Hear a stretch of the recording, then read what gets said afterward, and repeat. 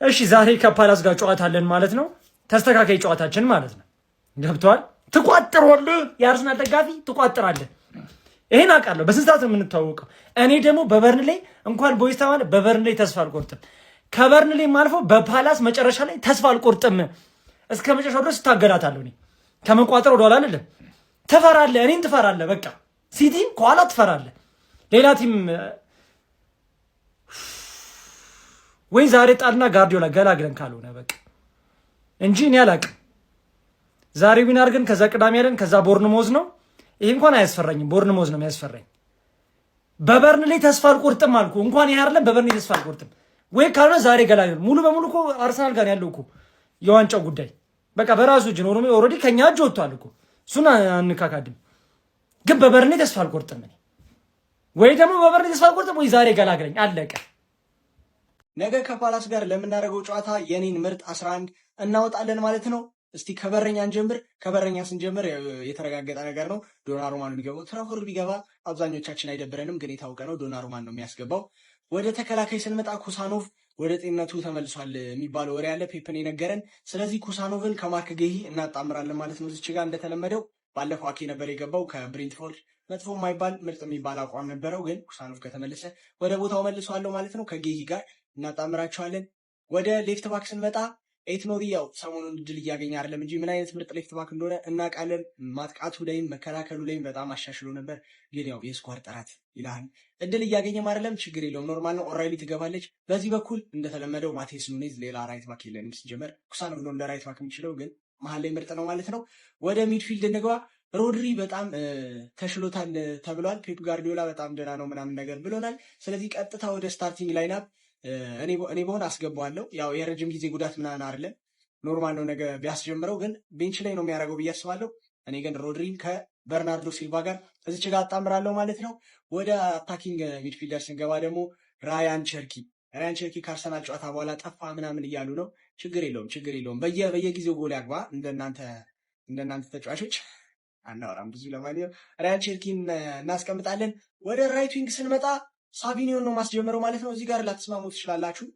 ኳስ የምታዩ ከሆነ በደንብ ግን ትስማማላችሁ። ሴሜኒዮ ያለፉትን 3 ምናምን 4 ጨዋታ በስርዓት እየተጫወተ አይደለም። ከአርሰናል ስንጫወት ብቸኛ መጥፎ ፐርፎርም ያደረገው ሴሜኒዮ ነው። ሰው ማለፍ እያቃተው ነው ምናምን። እኔ በሆን ለሳቪኒዮ እድል እሰጣለሁ። ፔፕ ግን ላያደርገው ይችላል። ሜቢ ከሰለቸው የሴሜኒዮ እንትን እዚች ጋር ሳቪኒዮን አስቀምጣለሁ ማለት ነው። ወደ አጥቂ ስንመጣ ሃላንድ ነው፣ ምንም ጥያቄ የለውም። ወደ ሌፍት ዊንጋችንም ስንመጣ ጥያቄ የለውም፣ ጄርሚ ዶኩ። የሰሞንኛ አቋምሽን ነገ እንደምትደግሚው ፓላስ ላይ እርግጠኛ ነኝ። ፓላስ ይሄን ያህል ያስቸግረናል ብዬ አላስብም። ሳር ምናምን የሚባል የሆነ ጥቁር ልጅ ነው፣ ኢስማኤል ሳር የሚባለው። ማቴታ እንኳን እንደነዚ ነው ሲመግቡት ካልሆነ በስተቀር። ለማንኛውም እናሸንፋለን። እስቲ ቅር ያላችሁ ቦታ ካለ የሆነ ሰው ያልገባውን እስቲ ንገሩኝ ኮሜንት ላይ። የአርሰናል ደጋፊ ሆይ ለምንድን ነው ዛሬ እንዲህ የተዘናጋኸው? ምንድን ነው ችግርህ?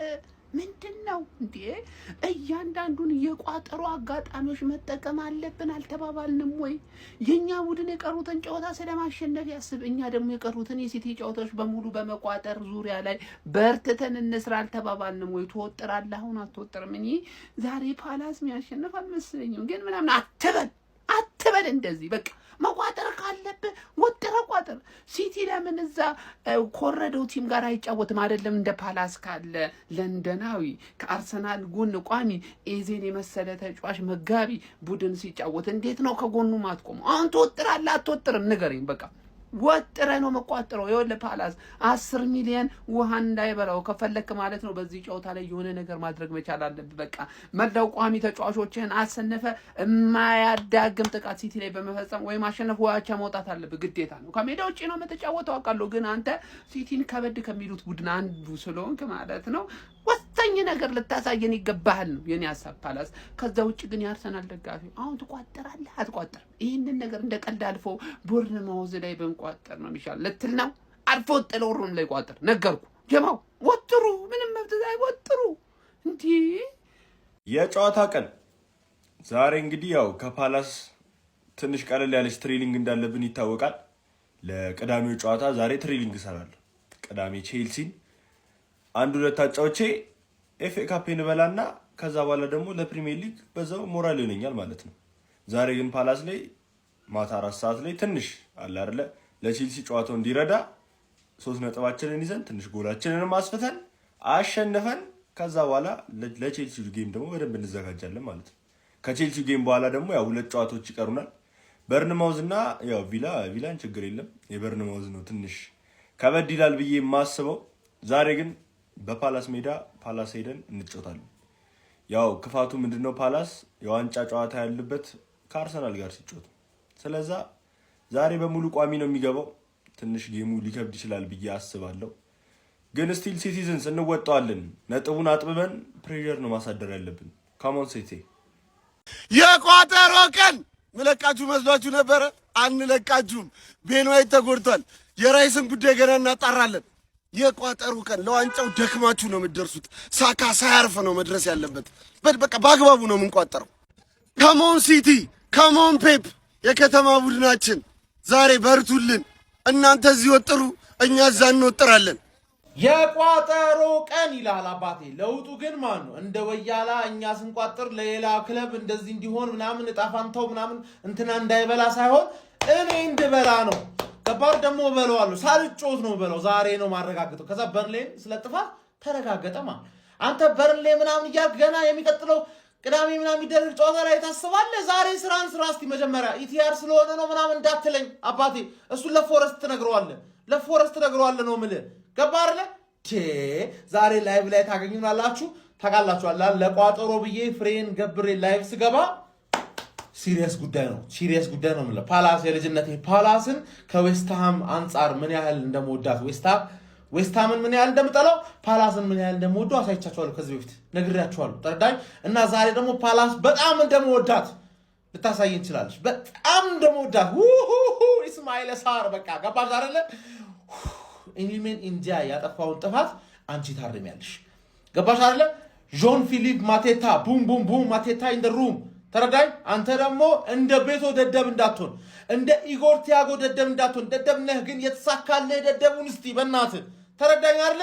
ከሞን ይሆን የቋጠሮ ቀን ደማቅ የቋጠሮ ቀን ነው ዛሬ ፋሚሊ። ዝም ብዬ 100,000 ሰው ፈልጋለሁ። በደንብ ኮፒ ሊንክ አድርጉት። መቋጠር አለበት። በርንሌ ላይ እዛው በሜዳችን ሻምፒዮን መሆን አለብን ዛሬ። ሁላችሁም ለምናችሁም እንዳሰስቱ እስቲ አለን በሉ። ኮሜንት ላይ አንዳንድ ቁጥር ጻፉ። ማንቸስተር ሲቲ ከክሪስታል ፓላስ ለሚያደርጉት ጨዋታ ቋጠሯችንን እናሳያለን ነው ምላችሁ። በደንብ ኮፒ ሊንክና ሼር እያረጋችሁ ቋጣሪዎችን በዚህ ቪዲዮ ሰብሰብ ታረጉልኛላችሁ ማለት ነው። አብሮነታችሁን ለመግለጽ ኮሜንት ላይ አንዳንድ ቁጥር ጻፉ። ድል ለክሪስታል ፓላስ ይላል። ፓላስ የልጅነቴ ወደ ኢትሃድ ሄደው የሚያደርጉትን ጨዋታ አንዳንድ ነገር ልበላችሁ። በሞቴ አንድ ያጣላል በሞቴ መባል ያለበት ቲም ነው ይሄ ቲም ማለት። ኤቤሬቺ ኤዜ ወንድማችሁ አይደለም ወይ? ሴሜኒዮ ለቦርንማውዝ አልደወለም ወይ? ኤዜ አልደወለም ወይ? ዛሬ ታዲያ እንደምታውቁት በዚህ ዓመት ብዙ ወዳጅ የለንም እዚህ ሊግ ላይ ማለት። ነገር ግን ኤቨርተን እና ፓላስ ናቸው አለንላችሁ አይዟችሁ እያሉ ኳላችን የነበሩት ከመጀመሪያው ጀምሮ ማለት። ሶ ፓላስ ዛሬ ጆን ፊሊፕ ማቴታ ማለት ኢጎር ቲያጎ ሲሰራ የነበሩትን ስራዎች ላለመስራት መሞከር አለበት። ኢስማኤል ሳር ማንቸስተር ሲቲን እንደ ሊቨርፑል አስቦ ነው መጮት ያለበት። ታውቁታላችሁ ሳር ከሊቨርፑል አርቴታ ማለት ነው በጣም ምጥቀት ስለሆነ ኤዲን ኪታን ለዚህ ጨዋታ አስቦ ነበር የሸጠው የነበረው ግን ተጎዳ። ስለዚህ ኖርዌይ አሁን ለምሳሌ የሃላንድ ጀለስ ነው 11 ላርሰን ግን ደግሞ ኦዴጋርድ አንበልህ ነው። ተረዳኸኝ አይደል? አንበልህ ደግሞ ከኖርማል ከቲምሜት ማስበለጥ እንዳለበት መቼስ መረዳት አለበት። ሲቲዎች ዛሬ እንግዲህ ሮድሪ የማይኖርበት አሁን ሰፊ ቻንስ እንዳለ እየተነገረ ነው። ሮድሪ ሳይኖር ሲቀር ደግሞ ሚድፊልድ ያለው ነገር ታውቁታላችሁ። ባለፈው ያለ 6 ቁጥር ከሆነ ሰዓት በኋላ እንደው ብሬንትፎርዶች በቃ እንዲ ጅዝብ ብለው ነው እንጂ በርናርዶ ሲልቫን አርጎ ነው የተጫወተው ከሆነ ሰዓት በኋላ ማለት ነው ጋርዲዮላ። እና ተመሳሳይነት እድል ቢሰጣቸው ፓላሶች ዝም ብለው ያልፋሉ ወይ? አይ ዶንት ኖ። ኦሊቨር ግላዝነር ዋንጫው ላይ ያላቸውና ሀሳብ ሲጠየቁ እኔ ከሲቲን ከአርሰናልም የገባልኝ ጨላ መላ ምናምን የለም፣ ስለዚህ ኖርማል ነው በቃ ቼክ ያደረኩት እኔ ከቫር ያነሰ ኢፌክት ነው ያለኝ እዚህ ጨዋታ ላይ ምናምን ብለዋል። የዛሬው ጨዋታ ላይ ግን ቸርኪ እንደሩ አይደለም፣ ሴሜኒዮ እንደሩ አይደለም። ይሄንን ሰውዬ ያዙ፣ ይሄን ሰውዬ ያዙልኝ። በጣም ፎርም ላይ ነው የሚገኘው ጄሬሚ ዶኩ። ዛሬ ክሪስ ሪቻርድስ እና ዳንኤል ሙኞዝ በጣም ትልቅ ስራ ነው የሚጠብቃችሁ። ይሄ ሰውዬ ፊክስ የምታረጉት ከሆነ ለፓሬዱ ትጠራላችሁ ማለት ነው። ይሄ ጨዋታ እንግዲህ በተስፋ ነው። ተስፋዬ 2-2 ያልቃል የሚል ነው። ምን እንደሚፈጠር አብረን የምንመለከት ይሆናል። ፎሎ ኮፒ ሊንክ ሼር እያረጋችሁ ይመቻችሁ። ሲቲዘንስ ተስፋ ቆረጣችሁ እንዴ? እንደዚህ ብለን ተስፋ አንቆርጥም። ዛሬ ጌም አለን። ቀሪ ጨዋታችን ከፓላስ እንጫወታለን። ሌሎቹ ተስፋ ቢቆርጡ እንኳን አንተ በዚህ ክለብ መቼም ተስፋ እንዳልኩት። ምክንያቱም ማንቸስተር ሲቲ ማለት ተስፋ ያለ መቁረጥ ምልክት ነው። እስከ መጨረሻው ድረስ የመፋለም ምልክት ነው። ስንት ጊዜ ነው እኛ በቅርብ እንኳን በመጨረሻ ቀን በተአምሮች ዋንጫ ይበላ ነው። ከአስቶን ቪላው ጀምሮ ከዛ በፊት ከብራይተን ጋር ከዌስትሃም ጋር ታስታውሳላችሁ። እሱ እንኳን ባይሆንም ከዛ ዋናው ደግሞ የፕሪሚየር ሊግ ሞስት አይኮኒክ የምትባለው አጉዌሮ ሞመንት፣ ይሄ ሁሉ የተካሄደው በማንቸስተር ሲቲ ነው። አይቻልም ሞቷል የተባለ ነገር ሁሉ ተደርጎ የተመለሰው በማንቸስተር ሲቲ ነው። ስለዚህ እስከ መጨረሻው ተስፋ አንቆርጥም። ግን የራሳችንን የቤት ስራ በስነ ስርዓት መውጣት አለብን። ዛሬ ከፓላስ ጌም አለን ከሞሲቲዘን ፕሬሩን አሁንም እና በደንብ አርሰናል እናርጎ እነሱ ዋንጫ በልተናል ብለው ኦልሬዲ ዘግቶ እየጨፈሩ ነው። እኛ ግን እንዳላለቀ ማሳየት አለብን። ከሞሲቲ ይመቻችሁ። 10 ሚሊዮን ፓውንድ ቁማር ነው የምንጮተው። ክሪስታል ፓላስ ኤዜን ትራንስፈር በማድረጋቸው ብቻ ኤዜ በገባበት በመጀመሪያው ሲዝን ፕሪሚየር ሊግ አርሰናል የሚበላ ከሆነ ቦነስ ለክሪስታል ፓላስ 10 ሚሊዮን ዶላር ይሰጣሉ፣ ፓውንድ ይሰጣሉ። which means እኛ ከክሪስታል ፓላስ ዛሬ እንጮታለን።